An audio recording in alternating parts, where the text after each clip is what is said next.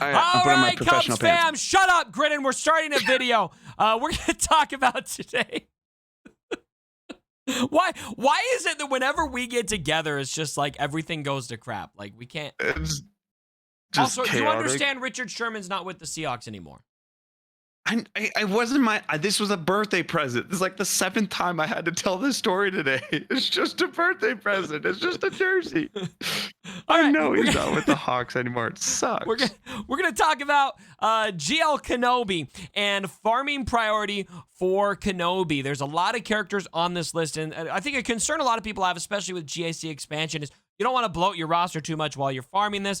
And so what are going to be the most important characters to focus on first, and who can you kind of save till the bitter end out of the 10 that we've got right now? And we're going to talk both about shards and about gear farming on this. Sound good, Grid? Absolutely. Let's do it, man. All right. So starting with number 1, we feel really strongly that you should start farming your shards as soon as possible. This is number 1 because the shard farm is so fickle. It takes so long. And so Bo-Katan is going to be the one that I think a lot of people aren't going to have at 7 stars. And so if you have not started on your Bo-Katan farm, that is priority numero uno. Wat Tambor, there's only so much you can do for those shards. If you don't have Wat 7 starred yet, and you really care about Kenobi, it may be high time to figure out a way to get into a guild that's getting more Wat shards. I don't feel bad recommending that. I mean, I know we've all got friends. We've all got guilds that we've been in for a long time. At the end of the day, we got to do what's best for us and our rosters. And if your guild is, being carried a little bit by you and you're only getting a few of those Wat shards, time to go get those shards. Maybe you can go back once you get your Geo Kenobi. Negotiator's another one. Maybe some people don't have at the 6 stars yet. And so get on that right away, and anyone else you don't have. So that's priority number 1. Before you worry about gear, you got to get these guys at least started on their shard farm. Yes, the other people are actually really attainable. You can get them from multiple locations. You can get them in batches, and it doesn't take that long to actually get them. Yeah. Those people they're limited farms. There's only specific ways that you can get them. And so you have to start them right away. And if there's kind of the rumored, I don't want to dive into it too much, but if there's a rumored, like if Cam is going to be in there too, just like how you're saying, this is potentially a galactic legend where you might have to reconsider your placement in a guild or how your farming priorities for your roster coincide with the guild that you're in. But yeah, I'm in the boat right now. I'm farming as quick as I can for Bo-Katan, but that's where I'm at. Like, I'm just like, oh, great. She just joined the game, and I have to farm her like crazy. So I just got mine to 4 star, I think, or 5 star. So mine's going to take a while. So start it sooner. Did you see my Bo-Katan? If you want Kenobi, start it right now. Did you see my Bo-Katan? No. She's Relic 5. Oh, is she? Yeah. Isn't that nice? I'm not jealous at all. Nope. Okay, so once priority number 1, get those shard farms going, and then first gear priority. Now, a lot of you, if you've been playing long enough, this is probably one of those characters that was just a gift to you. General Grievous is by far, I think, the most important character to have at Relic 7 on this list in terms of his game usability. Having him at Relic 7, extremely valuable in Grand Arena, extremely valuable in Territory Wars. There's 1,000 uses for this guy, and he's great at Relic 7. He's a character you want at Relic 7 anyway, so he's going to be number 1 on the farm priority for gear. Yep, ever since that dude was reworked, he's been amazing. Yeah. You are not going to regret having a Relic 7 Grievous. He's going to help you in Grand Arena. He doubles as a commander fleet pilot, so you're going to get the Malevolence fleet out of that. Obviously, if you have the Malevolence, you're not going to regret that one. Yep. In any way, shape, or form. So yeah, just go ahead and knock him out. General Kenobi is next. Obviously, he's got a lot of use as well, and we do recommend taking him all the way to Relic 8 as soon as you can. Those Relic 8 materials are very, very hard to come by, and so once you get there, knock it out, cross it off the list. Obviously, he's going to be great for the Negotiator as well. I haven't noticed Relic 8 adding a ton for him in combat, but for Negotiator, it definitely makes a difference, and especially in the late game, it's going to become pretty much a standard. And so GK, in terms of gear, number 2 on our priority list. Get that knocked out. If you've got Grievous knocked out, great. Move on to GK next as soon as possible. If you, for a lot of people, you probably have him Relic. It's just going to be a matter of getting him up to Relic 8. Yeah, which that begs the same conversation that we kind of had with Wat. Depending on where you're at in your guild, you're gonna have to get some gear or the Relic 8 materials. And that's either gonna be from doing the challenge pit, Yep. or you're gonna spend a few bucks to buy it. Yeah. So that's another sort of situation where you have to make that decision of your placement, whatever guild that you're in, on how you're gonna get these characters. If Kenobi is somebody that you're gonna be going for. 100%. So unfortunate thing there as well. All right, next up we got Wat Tambor. This guy kind of speaks for himself. Now, we are going to advise just get him to Relic. I don't think you need to quite worry about Relic 7 right out the gate. That's probably something you can kind of save for last minute prep towards the end. It's just going to bloat your roster a little bit. And pretty much Yeah. all of the usability you need out of Wat, you can get more towards Relic 2 and 3. If that, Yeah. would you agree with that assessment? I don't feel like you really need a Relic 7 Watt in the game, but a Relic Watt is great. Yeah, at most I would say until like you have to would be Relic 5 so that you could use him in the C pit. He does There a you lot go. of work in C pit with a lot of different teams. So I'd say you won't regret taking him to Relic 5. But Relic 7 ultimately, like, oh no, I have to Relic 7 my Watt, a character that I use almost everywhere in the game. Like, it's not a bad thing, Yeah. but you're not going to notice a huge difference between your Relic, even like Relic 1 or Relic 2 versus a Relic 7 Watt. He's going to do the same thing. So I'd say Relic 5 so you could use him in the C pit and get those Relic 8 materials Yeah. that you need for Kenobi. But yeah, he doesn't need that Relic 7 until later on. He's not going to do anything different. It just adds a lot of GP to your roster. Yep. And I didn't take that advice. I should have watched this video first because I took him right to Relic 7 myself. You should have watched this video first. F in the chat for the cups. video didn't exist?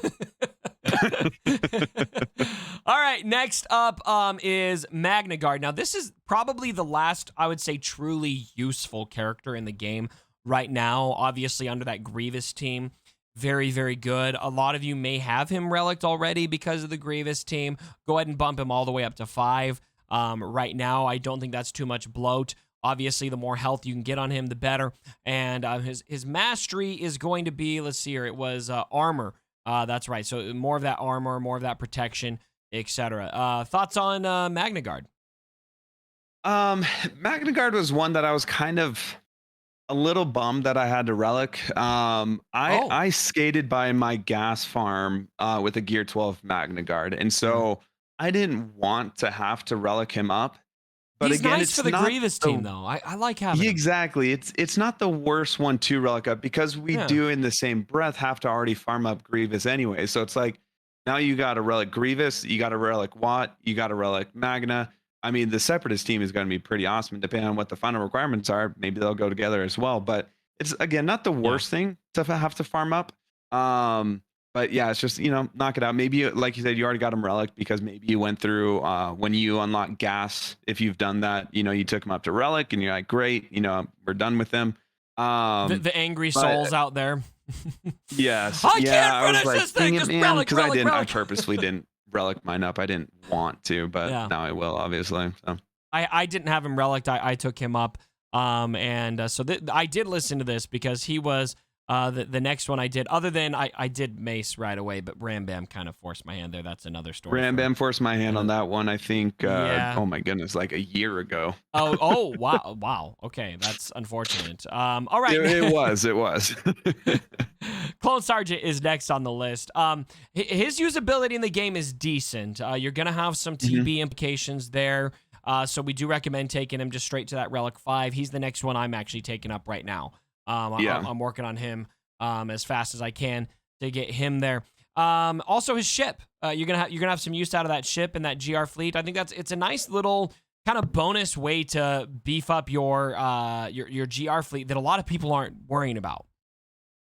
Yeah. I think this is actually kind of a at first I was like, shoot, Sergeant. But the more that I thought about it, I'm actually okay with, like, Sergeant as a tune isn't super awesome, but now it's giving you a doubled up reason for you to relic up your Clone Sergeant to help you in that light side mission where you use Kenobi, Sergeant, and Cody. Yeah. So I think that's nice because I never would have done that otherwise. Yep. Like, I never would have done that one. So now you're going to be able to do that light side TB mission.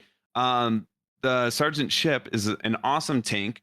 beefs up those fleets. But also, again, really, that's one of the best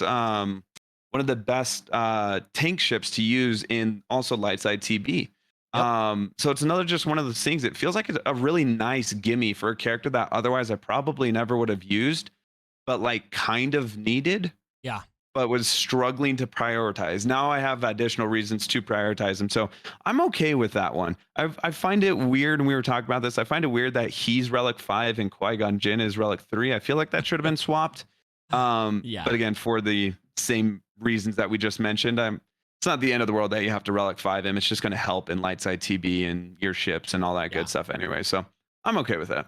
I couldn't have said it better myself. I was thinking the same thing today. While I was playing the game, I was looking at my requirements and getting ready, and I was just like, why is Qui-Gon Relic 3 and Sarge is Relic 5? It's like Qui-Gon meant. I thought Qui-Gon, because I looked at it because I thought, wait, is Qui-Gon a Relic 7 requirement? Oh, only Relic 3. So anyway, I mean, I'll take the lower requirement. Ayla is next on the list. We do recommend just taking her all the way to her requirement, which I believe was Relic 3. Yeah, I think she's Relic 3 also. If I remember right. I'm going to go back and double check for you guys. Ayla, yeah, Relic 3. Ayla actually has a lot of pretty solid use in the game. When you get into your deep Jedi teams, there's so much flexibility among the Jedi faction. When you get Ayla up there, her damage isn't too bad. She's got that stun. There's actually some pretty decent utility there. She's not amazing, but you're going to find uses for her. Yeah, Ayla's, again, you're getting some of those kind of like luxury characters that like you wouldn't otherwise level up, but now you can do something with. And I feel like maybe even if Ayla isn't going to be that good with JMK, you can use her in some of those like very like secondary Jedi teams. We're going to talk about this with Qui-Gon Jinn, I feel like, as well. But like underneath like a JML or even like a Jedi Knight Luke, I mean, now I'm just going to throw my Ayla out there. It's like, why not? She has a chance to call somebody to assist. She can stun. She can heal. She can call. Yeah, she has those niche uses. And now that I got her and I'm about to unlock JML in like a GAC team, that's going to be great to use her. Especially now with the new divisions, with how many teams we have to place on defense, you're going to start reaching a little bit more towards that bottom barrel, you know, and figuring out what teams are going to put on defense. And I think that's where both Ayla and Qui-Gon Jinn are going to come in as those kind of, you know, more towards like tier C maybe teams, but something that you could definitely put on defense and that can do something for you. They'll be like Phasma, I think. Right now, a lot of people would never have Relic Phasma, but because of SOKR, they've got the Relic Phasma, so it gives you that kind of, you know, deep roster first order team that can be a decent backwall team depending on what you pair with it. So we're going to go ahead and talk about the last few on the list. So the last three we recommend in this order is Qui-Gon Jinn after Ayla for gear, and just take him all the way to Relic 3. Then Bo-Katan's gear, and then Mace's gear. Mace is the worst character on this list. We're recommending farming him absolute last for right now. Now, obviously, we still have 5 more to be reviewed, and I've got the Relic Mace already. That was kind of a meme on the channel. I wouldn't have done that logically, otherwise I would save him for last. And so Qui-Gon, and then Bo-Katan, then Ayla. Now, and then Mace. Why Bo-Katan's gear so late? You had an interesting explanation for this. I want to let you kind of talk about that, because this is right one tier above Mace. So one of the things that crossed my mind with Bo-Katan, obviously this is kind of, it's a little bit more specific based off of where, you know, your individual roster is going to be. Bo-Katan is kind of a difficult character to use depending, again, on your roster. The Mandalorian faction is rough right now, like at best. There's not a whole lot that you can do with the Mandalorian faction. Armor is oftentimes better used in a different faction completely. Some of the other Mandalorians, you got like Gar Saxon and Imperial Super Commando. You're not going to take Mando. You're not going to take like Canderous, maybe would be one possible option. But like, it's rough to make a team with the Mandalorians right now that are really going to do something.